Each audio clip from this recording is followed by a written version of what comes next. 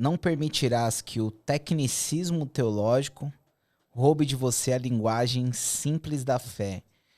Eu acredito que aqui já entra na vaidade do conhecimento, né? Quando Claro. eu acho que eu conheço. Tem muitos o teólogo, dependendo do tipo, claro, né? Ele é muito tentado à vaidade. Você tem razão. Tem razão. Aí já não comunica mais, né? Não. Tem uma frase nesse ponto que cabe muito aqui, nesse item aí que você mencionou, né? Não permitirás que o tecnicismo teológico ele roube de você a linguagem simples da fé. Tem uma frase muito interessante, muito simples, do C.S. Lewis, onde ele diz que diante de uma lavadeira, Deus não se faz de filósofo. Né? Deus não se faz de filósofo diante de uma lavadeira. Ou seja, uma pessoa mais simples, Deus, no melhor dos sentidos, ele adapta, ele acomoda a sua linguagem para, vamos dizer, o público com o qual ele se dirige. Ora, da mesma forma que não faz sentido eu usar o teologiquez diante de crianças, se eu estiver falando para um grupo de crianças com 5, 6, 7, 8, 9 anos, que seja um exemplo, né? Não compete eu usar esse teologiquez, por exemplo, dependendo do contexto em que estiver. Por exemplo, para evangelizar alguém. Não faz sentido. Né? Já pensou, você vai evangelizar alguém, e aí, varão, ou usar, não necessariamente evangeliquez, mas o crentez aí. Escatologia. Exato. Se você não entregar a sua vida a Jesus e não permitir que a graça, tanto preveniente quanto cooperante e subsequente, opere no seu interior, você estará em maus lençóis escatologicamente. Né? Quer dizer, a pessoa olha para você e fala, o quê? De onde saiu esse louco? Esse maluco, esse doido varrido? Né? Então, eu aprendo com Paulo. Paulo, para quem ele vai se dirigir, dependendo do público, ele adapta a sua linguagem. Quando ele vai falar com filósofos, epicureus e estoicos em Atos 17, ele usa um linguajar filosófico. Quando ele vai falar para a igreja de Corinto, respondendo às suas dúvidas sobre casamento, sobre dons, a linguagem dele é uma linguagem muito mais simples, né? Muito mais inteligível e acessível. Jesus, quando ele vai certamente se dirigir a certos públicos, ele vai usar determinadas linguagens. Né? Ele pega duro com os fariseus, com os líderes, os conhecedores da teologia, ele desce o sarrafo e certamente quando ele está com outras pessoas mais comuns ou simples da camada da sociedade, ele usa outro tipo de linguajar. Né? É engraçado que Jesus é o maior teólogo que já pisou na Terra e, ao mesmo tempo, o mais simples, né? Exatamente. Falta aos teólogos imitarem o seu mestre. Né? O que fala é até mais simples que Paulo, né? Exatamente. Nos seus exemplos. Claro, né? claro. É claro que assim, cada público, cada audiência, ela exige uma linguagem. Né? Então você não pode, como eu disse, você não vai se dirigir a uma criança da mesma forma que você se dirige a um adulto. Sim. Dependendo do tema do assunto, você não vai tratar com uma pessoa técnica num assunto como você falaria coloquialmente. Você não vai se referir a um assunto diante de um juiz como você faria com alguém comendo um cachorro-quente na esquina. É óbvio, tem um ambiente, tem um público, tem um motivo, eu sei disso. Né? Mas o problema é quando você tocou num ponto central aqui, né? O problema é quando, às vezes, teólogos, para mostrarem que têm determinados conhecimentos teológicos e tal, eles usam uma linguagem muito rebuscada, aquele teologiquez, como nós mencionamos, e ele usa termos que são muito inacessíveis. Né? Há um lugar para isso. Falar sobre isso, por exemplo, numa sala de aula, na academia. Né? Você está num contexto acadêmico, como nós mencionamos minutos atrás, toda a área do saber tem a sua linguagem específica. Medicina, direito, engenharia, artes, música, né? Toda a área do saber tem a sua linguagem. E a teologia, por que não teria? Ela também tem.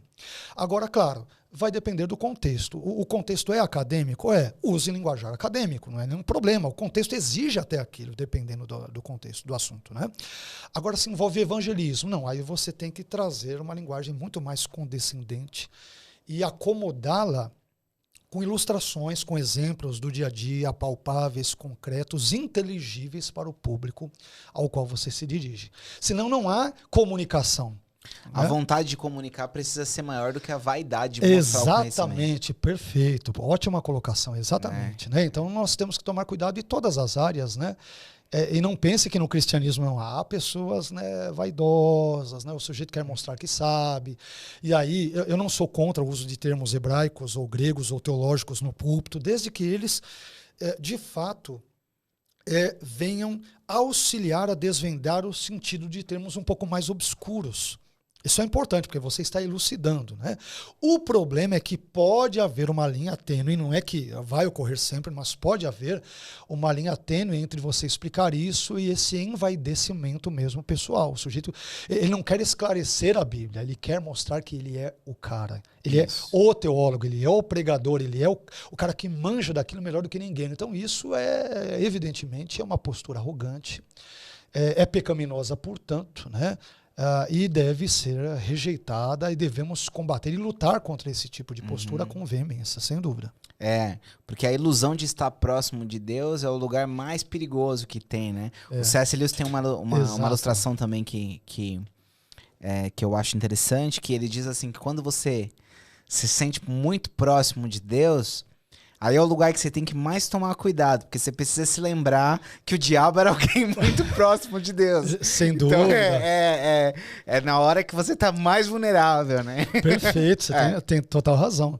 E outra, vamos ser sinceros, né? Agora, com os pés muito bem colocados, assentados no chão. Nós, no sentido genérico, né? Não só teólogos ou não, mas vamos dizer também teólogos, mas não necessariamente também. Nós podemos ser especialistas e bons em muitas coisas, mas jamais seremos especialistas e bons em Deus. Deus, ele é transcendente. Ele está infinitamente além daquilo que podemos imaginar, conjecturar, elucubrar, raciocinar ou refletir sobre ele. Não quero dizer que seja impossível falar sobre Deus. Se não fosse assim, Deus não, mais uma vez, não se nos teria se auto-revelado por meio das Escrituras. Claro que eu posso falar sobre Deus, posso e devo, né?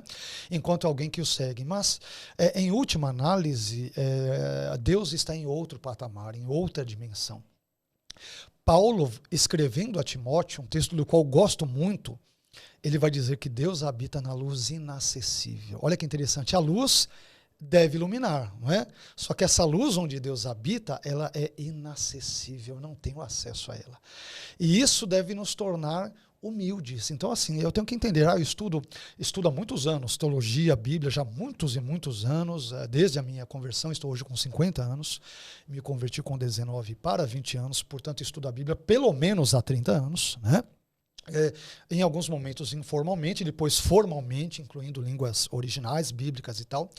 Mas assim, eu busco sempre pedir para Deus, para que Deus me ajude a nunca ser especialista nele. Nunca achar que eu sou o cara. Aquele cara é o cara que manja de Deus, aquela postura arrogante, né? Aliás, se você comparando com as outras áreas do saber, né? Se você imaginar, o cara é biólogo, que você estuda biologia, vida marinha e tudo, que legal.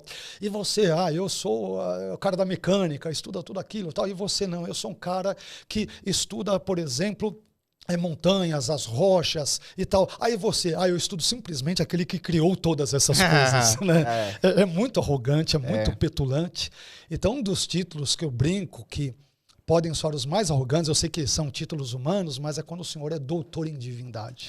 Você não pode ser doutor em Deus. Eu sei que é um título humano, que envolve um título teológico, a partir de um contexto americano, eu sei de tudo isso, mas assim, nenhum de nós jamais será expert, ou especialista, ou hábil em Deus. Deus sempre será alguém infinitamente além dos nossos pensamentos, reflexões, idealizações, confabulações, ele sempre estará além. Então, o teólogo ele deve se encurvar diante disso e saber que quando o assunto é a pessoa de Deus, sempre haverá um abismo intransponível entre nós, criaturas, e o Deus Todo-Glorioso Criador, sempre. O próprio apóstolo Paulo, ele fala que em parte conhecemos, né? Exatamente. Então, tudo que a gente vê como por um espelho, né? Exato. Que é até aquilo que a gente está falando, né? Uma visão humana, um cérebro humano, que consegue alcançar pouca coisa, né?